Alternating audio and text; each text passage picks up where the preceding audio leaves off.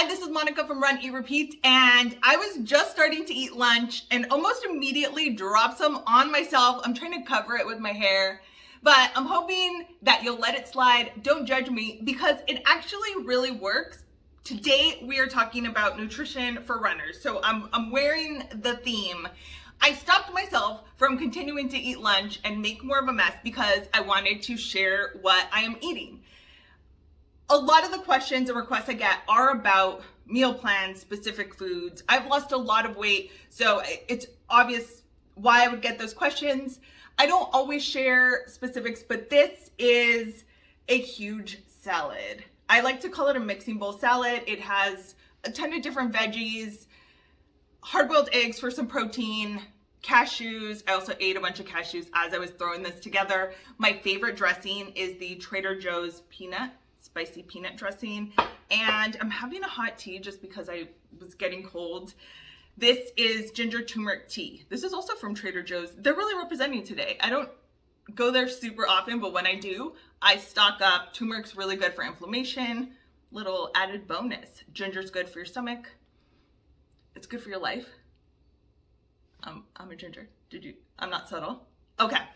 Nutrition and fueling are so important for runners, for endurance athletes.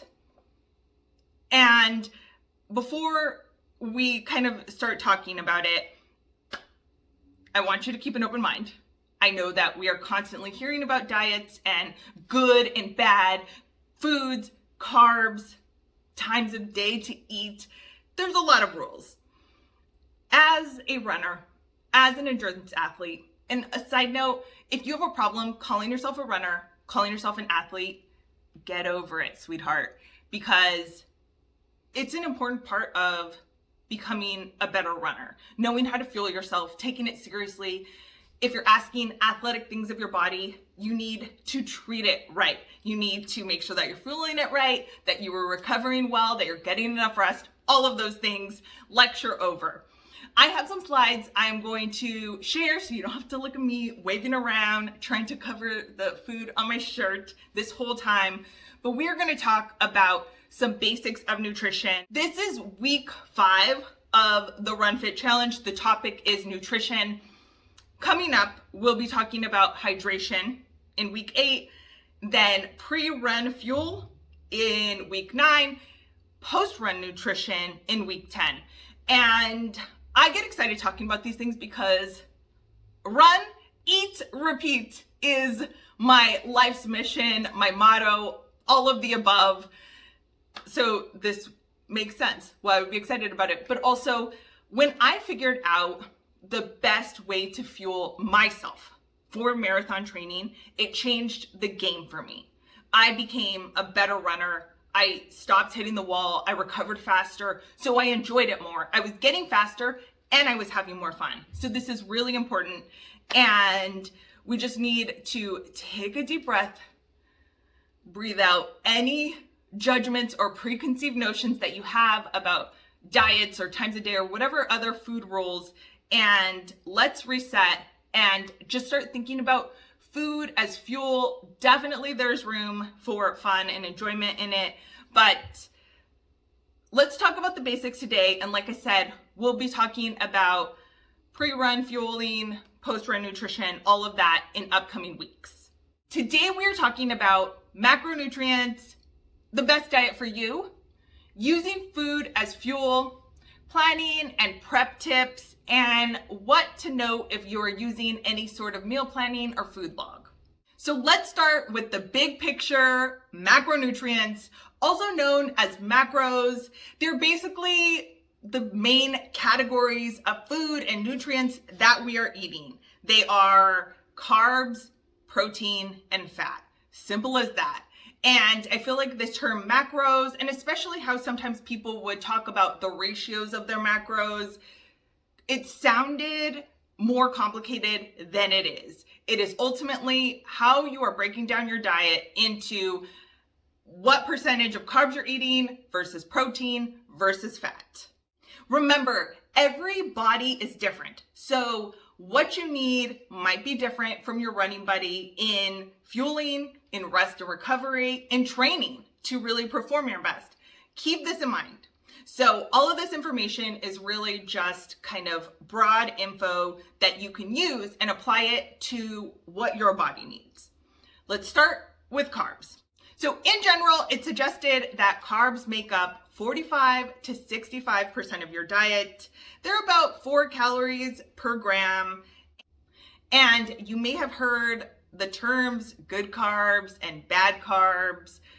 I am not going to label any food as good or bad. I think everything in moderation, even moderation sometimes, but we can also call them maybe whole grains or simple carbs and complex carbs. You definitely want to aim for whole grains, whole foods in general, limit how much processed food you're eating. So you would apply it to all of the categories. And I think that the easiest one to oftentimes eat a lot of processed food is carbs, because chips, candy, crackers, all of those kind of junk foods, snack foods, most of the time they are carbs, carb-based.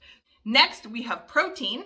That can make up anywhere between 10 and 35% of most diets. This isn't everyone.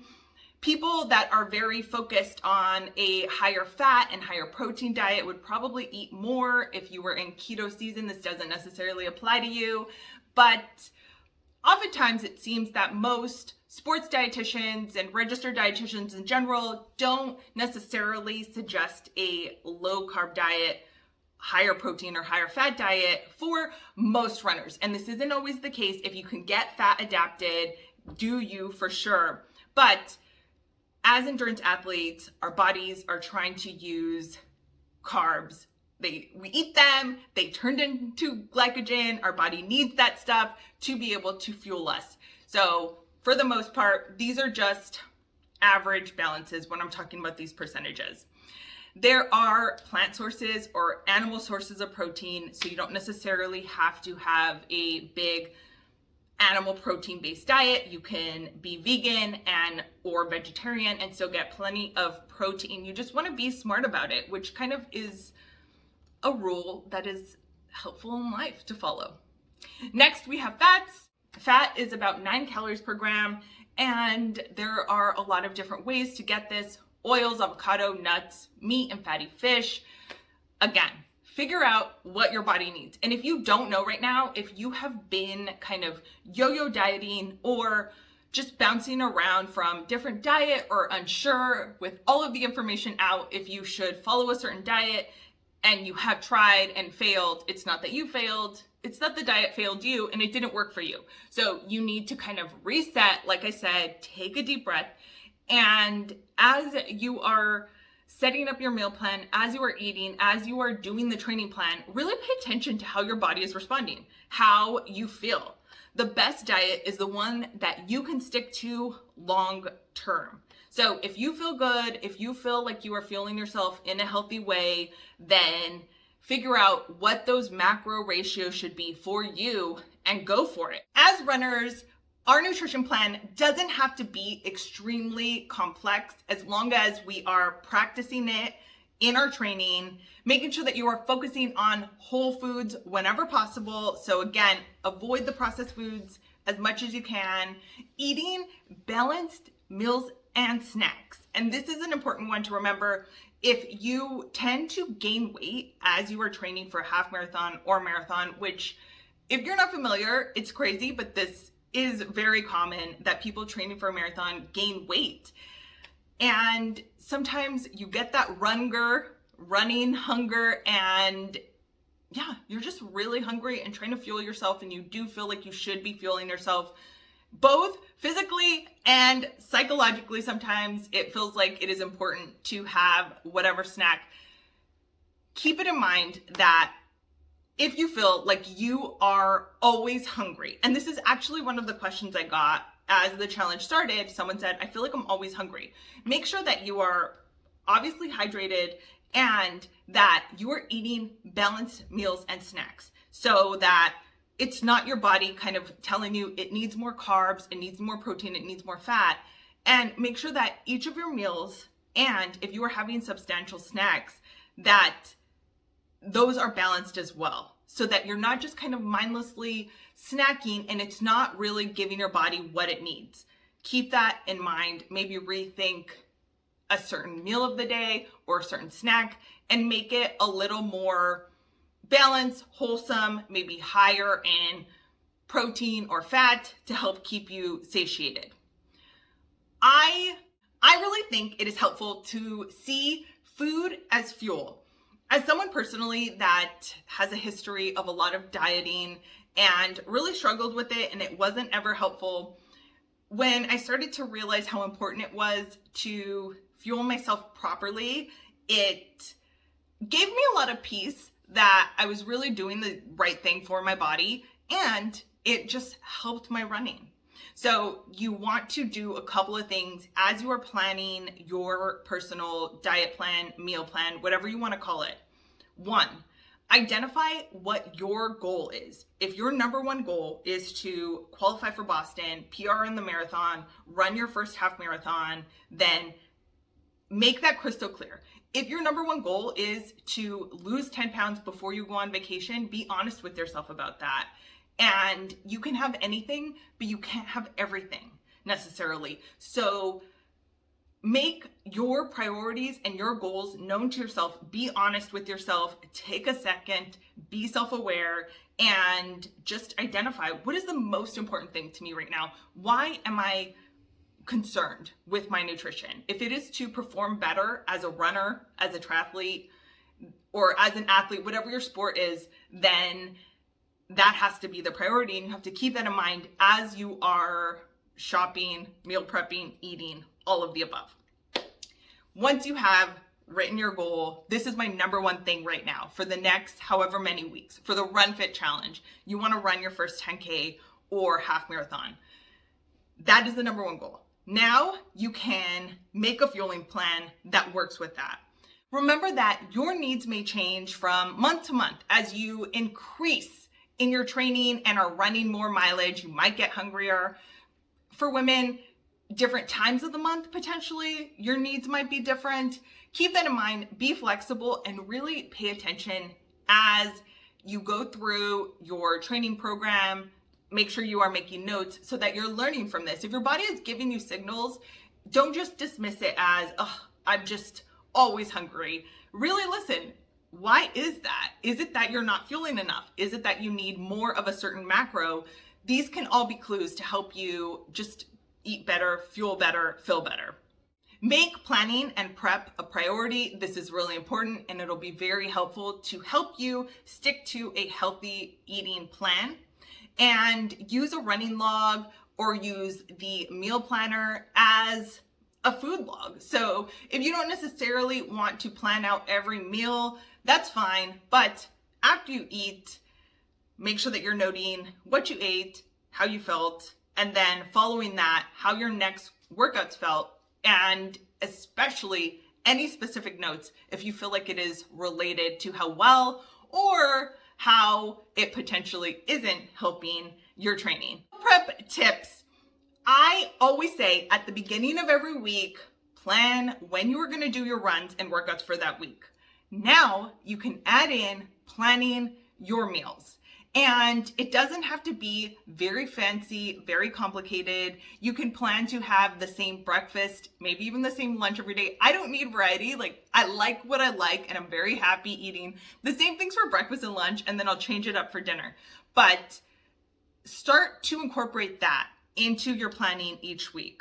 Make sure that you are setting aside time to shop and prep. Make it easy for yourself. Keep it simple. This doesn't have to be fancy. You do not need to have the most complicated Ina Garden recipe for dinner every night. If you're cool with leftovers, make a big batch. If you only need 2 different options for breakfast every day for the entire month, then you have that ready, set, and you can go. Make sure that you have easy, healthy snacks on hand. If you are training for a marathon or half marathon and you haven't in a while, you might be surprised as to how hungry you are and when you're hungry. So if you have easy, healthy options on hand, it just makes it that much easier. Takes away any stressful aspect of it for you questioning, should I be eating this or what should I eat right now? I'm starving. Make it easy for yourself. Make sure that there is healthy options on hand. I'm really a big fan of making a big dinner at least either Sunday or Monday and then portioning out leftovers for meal prep.